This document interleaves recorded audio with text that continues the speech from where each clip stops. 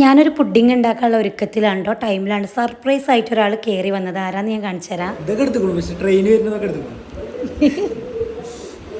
Train വരുന്നത് ആര് വരുന്നത് പോലും ആരാന്ന് കാട്ടി കൊടുക്കട്ടേന് ഗായ്സ്. അങ്ങനെ ഇയാൾ സർപ്രൈസ് ആയിട്ട് എത്തിക്കണു. ഞങ്ങളെല്ലാരും സർപ്രൈസ് ആയി. ആളിതായി എത്തിക്കണു. എത്ര ദിവസത്തിനാ സർപ്രൈസ്? സർപ്രൈസ് ആയിട്ട് വന്നത് ആരാന്ന് മനസ്സിലായില്ലേ? ഒട്ടും പ്രതീക്ഷിക്കാത്ത ടൈമിലാണ് ആൾ കയറി വന്നത്. മോനുവിന് കാര്യം അറിയായിരുന്നു, ഉമ്മാക്കും അറിയായിരുന്നു എന്ന് പറഞ്ഞു. എന്നോട് പറഞ്ഞിട്ടുണ്ടായില്ല. പ്രതീക്ഷിച്ചിട്ടേ ഇല്ല ഓൾ ഈ ഒരു ടൈമിൽ വരും എന്നുള്ളത്. നോമ്പൊക്കെ കഴിഞ്ഞ് പെരുന്നാളിന് വരും എന്നുള്ളത് ഉറപ്പിലാണ് ഓൾ പോയിരുന്നത് അല്ലേ? അടിപൊളി. ഇങ്ങനെ സർപ്രൈസ് ആയിട്ട് വരാൻ കാരണം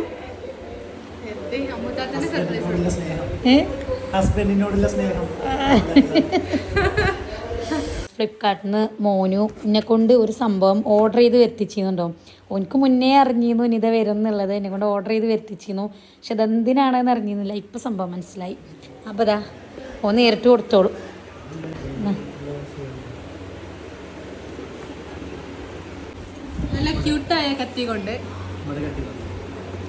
നല്ല ക്യൂട്ടായ കത്തി കൊണ്ട്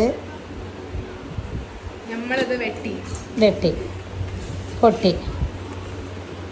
നല്ല സാധനമാണ്.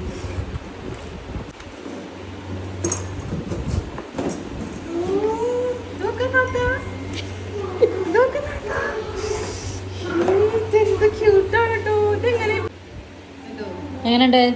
അടിപൊളി. എങ്ങനെ ഇങ്ങനെയാണ്?